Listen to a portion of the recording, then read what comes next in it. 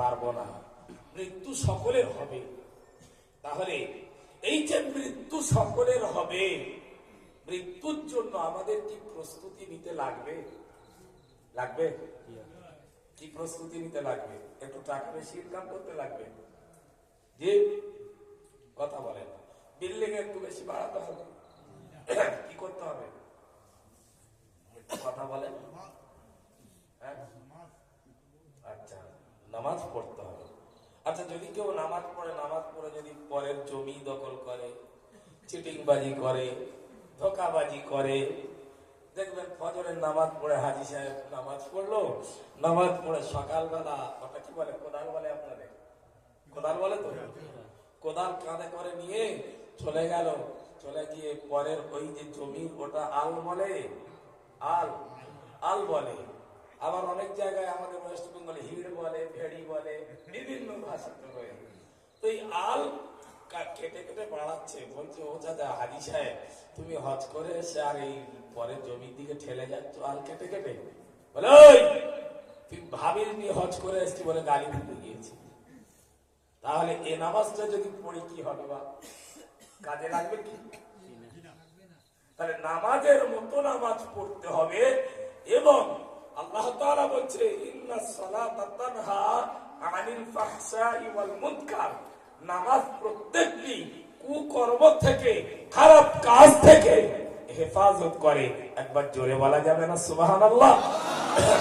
তবে নামাজের মতো নামাজ যদি আমরা পড়ি, আলহামদুলিল্লাহ, প্রত্যেকটি খারাপ কাজ থেকে নামাজ আমাদের বাঁচিয়ে নেবে। ঠিক কিনা বলেন ভাইরা আমার? তাহলে আসুন, আজ মৃত্যুর হাত থেকে আমরা কেউ রেহাই পাবো না, সকলকে আমাদের মৃত্যু মুখে পতিত হবে বন্ধু। কেউ আমরা দুনিয়া থেকে চিরজীবন থাকবো না। আল্লাহ রাব্বুল আলামিন তিনি কোরআনুল কারীমের মধ্যে বললেন, ইয়া আইয়ুহাল্লাযীনা আমানু লা তুলহিকুম আমওয়ালুকুম ওয়ালা আওলাদুকুম আন যিকরিল্লাহ। জোরে বলেন আল্লাহু আকবার। ভাইরা আমার, আল্লাহ রাব্বুল আলামিন বলেন, হে ঈমানদারগণ, তোমাদের সন্তান সন্ততি তোমাদেরকে কিসে থেকে তোমাদের গাফেল করলো? কারণ এই জন্য বলা হলো, আজ সন্তান সন্ততির জন্য আল্লাহর স্মরণ হতে আমরা গাফেল হয়ে যাই, আল্লাহর স্মরণকে আমরা ভুলে যাই। ঠিক না বলেন? সন্তানের জন্য, সম্পদের জন্য, বিল্ডিং এর জন্য, দুনিয়ার মায়ায় পড়ে আমরা আমাদের আল্লাহকে ভুলে যাই। এজন্য এই যে অর্থ সম্পদ বালাবিদ কিছু কাজে আসবে কি? কি মনে হয় আপনাদের কাজে আসবে?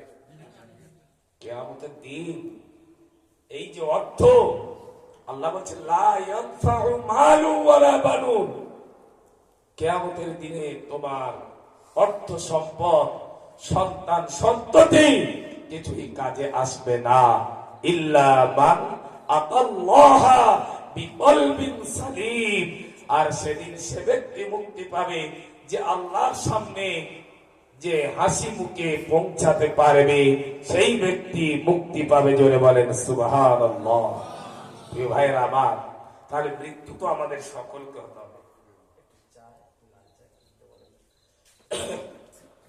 ভাইরা আমার, তাহলে আসুন, আজ আমরা যারা দুনিয়ায় আছি, একদিন কবরে আমাদের শুতে হবে। যেমন আমাদের আত্মীয় স্বজনকে কাঁধে বহন করে কবরে শুইয়ে রেখে এসেছিলাম, ও বন্ধু, একদিন আমাদেরকে কবরে শুতে হবে।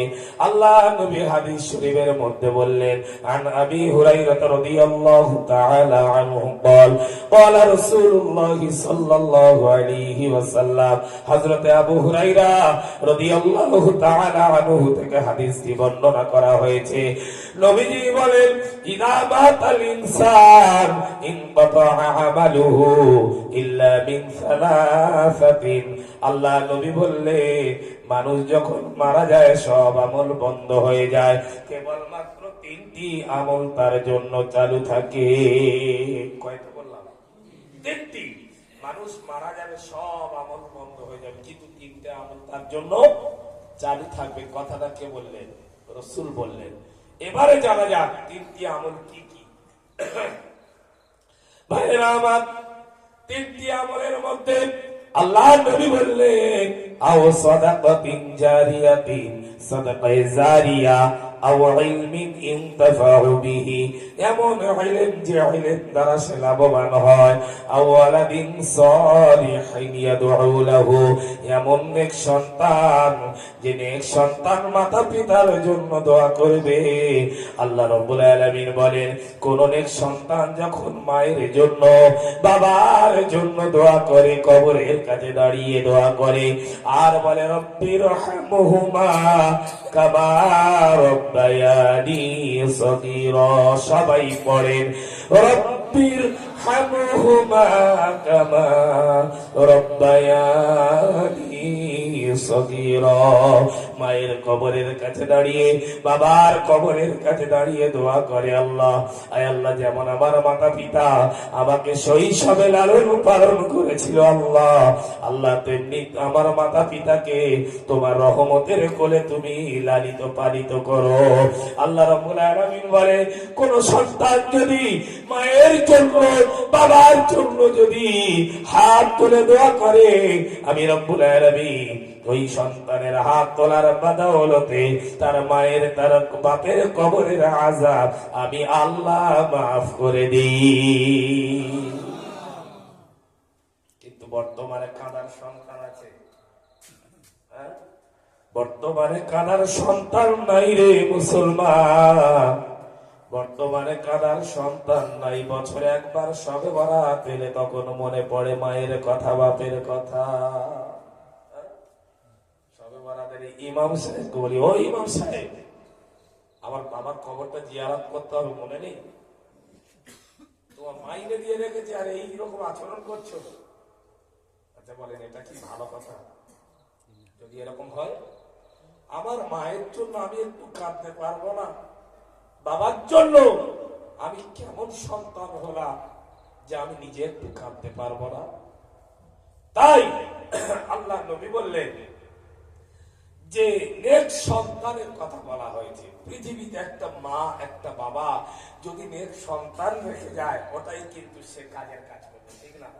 আর সাদকায়ে জারিয়া যেটা প্রকাশ্যে দান করে থাকে, ওটাই কিন্তু কবরে শুয়ে শুয়ে চালু থাকবে বিয়ার হাজিরি, আর ওটাই চালু থাকবে। কিন্তু বালা বিল্ডিং অর্থ সম্পদ ওটা কিন্তু কবরে যাবে না, যাবে? একটু উচ্চ আওয়াজে দরুদ পড়েন, আল্লাহুম্মা সাল্লি আলা। এই ঘটনা উল্লেখ করেছে কোন নেক সন্তান মায়ের জন্য বাবার জন্য কাঁদলে কি লাভ হয় দেখেন। বর্তমানে ফতোয়া দিয়ে দিয়ে সেঞ্চুরি করে দিচ্ছে, বলে দোয়ার মজলিস করা যাবে না, বেদাত, বলে হাত তুলে দোয়া করা যাবে না, ওটা বেদাত, বলে আপনার কলমাখানি করা যাবে না, ওটা বেদাত। আপনাদের এলাকায় কলমাখানি হয় নাকি?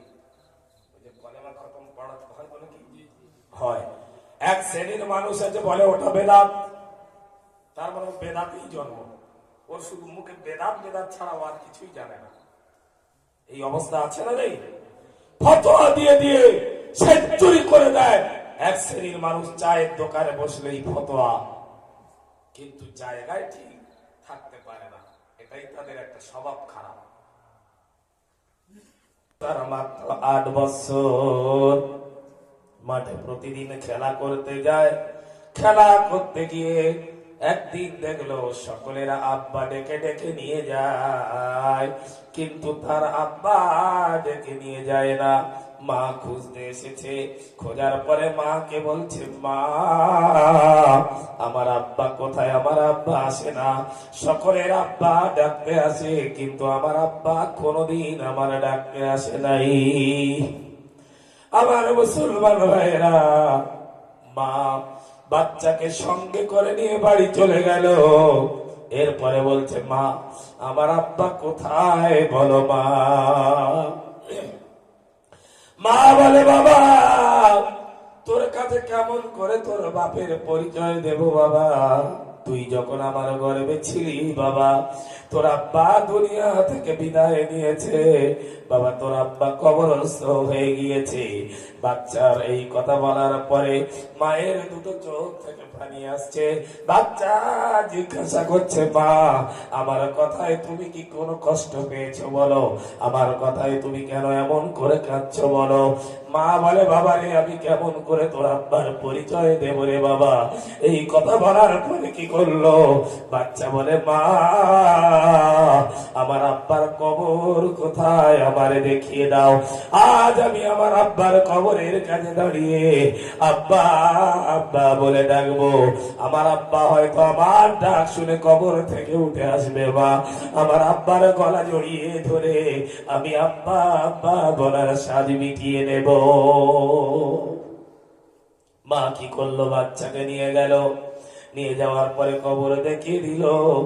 বাচ্চা কবরের কাছে দাঁড়িয়ে সকাল থেকে নিয়ে বাচ্চা একইভাবে আব্বা আব্বা আব্বা বলে চিৎকার করে ডাকে, কিন্তু আব্বা বাচ্চার ডাকে সাড়া দেয় না। বাচ্চা বলে, আব্বা আমার জন্য কি এত হৃদয় পাষাণ হয়ে গিয়েছে? আমার জন্য কি এত নিষ্ঠুর হয়ে গিয়েছো? আমার জন্য কি এত পাষাণ হয়ে গিয়েছো? আমার জন্য কি এত নির্দয় হয়ে গিয়েছো আব্বা? সকাল থেকে আব্বা আব্বা করে ডাকি, আমার মনের বড় শখ আমি আব্বা আব্বা বলে ডাকলে আব্বা কবর থেকে উঠে আসবে। আমার আব্বার গলা জড়িয়ে ধরে ঢুকে দে, আমার আব্বার গালে চুম্বন দিয়ে আব্বা আব্বা বলার স্বাদ মিটিয়ে নেব। এরপরে কি করলো? জুনায়েদ বাগদাদী রাহমাতুল্লাহি আলাইহি, নাম শুনেছেন না? জবরদস্ত আল্লাহর ওলি ছিলেন জুনায়েদ বাগদাদী রাহমাতুল্লাহি আলাইহি। তিনি কি করলেন? গ্রাম্য রাস্তা দিয়ে যেতে যেতে দেখলো ছোট্ট বাচ্চা কেন এমন করে কাঁদে। ছোট্ট বাচ্চাকে জিজ্ঞাসা করছে, ওরে বাচ্চা তুমি এমন করে কেন এই জায়গায় দাঁড়িয়ে কাঁদছো? বাচ্চা কেঁদে কেঁদে বলে, ও জুনায়েদ গো, সকাল থেকে এই জায়গায় দাঁড়িয়ে আমার আব্বাকে আমি আব্বা আব্বা বলে ডাকি। ও জুনায়েদ গো, আমার আব্বা আমার জন্য এত নিষ্ঠুর হয়ে গিয়েছে। ও জুনায়েদ গো, আমার আব্বা আমার জন্য এত পাষাণ হয়ে গিয়েছে। ও জুনায়েদ গো, আমার আব্বা আমার জন্য এত নির্দয় হয়ে গিয়েছে।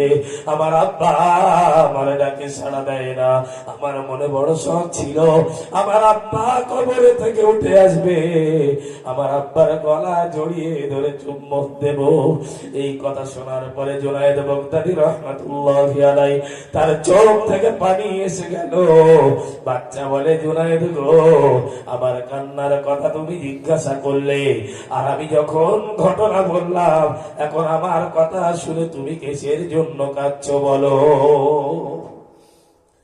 জুনায়েদ বলল, ও বাচ্চা, আমি কিসের জন্য ক্রন্দন করছি তোমাকে আমি 3 দিন পরে জানাবো। আল্লাহর ওলি জুনায়েদ বাগদাদী রাহমাতুল্লাহি আলাইহি তিনি বাড়ি চলে গেলেন। বাড়ি যাওয়ার পরে 3 দিন যখন হয়ে গেল, বাচ্চার মনে পড়ে গেল আজ তো জুনায়েদের জবাব দেওয়ার দিন। জুনায়েদ এখনো কেন জবাব দেয় নাই? বাচ্চা চলে গেল জুনায়েদের বাড়ির দিকে চলে গেল। বাড়ির দরজার কাছে গিয়ে বলছে, জুনায়েদ গো, তোমার কি মনে নাই আজ তোমার তো জবাব দেওয়ার দিন? তুমি এখনো কেন চুপ করে আছো বলো জুনায়েদ গো? আমি কিসের জন্য কেঁদেছিলাম ওই দিন? আমার কথা শুনে তুমি কিসের জন্য কেঁদেছিলে? ও জুনায়েদ গো, জবাব দাও। জুনায়েদ ঘর থেকে বাইরে বেরিয়ে এসে বলল, ওরে বাচ্চা, চলো তোমাকে নিয়ে তোমার আব্বার কাছে একটু তোমার আব্বার কবরের কাছে দোয়া করব।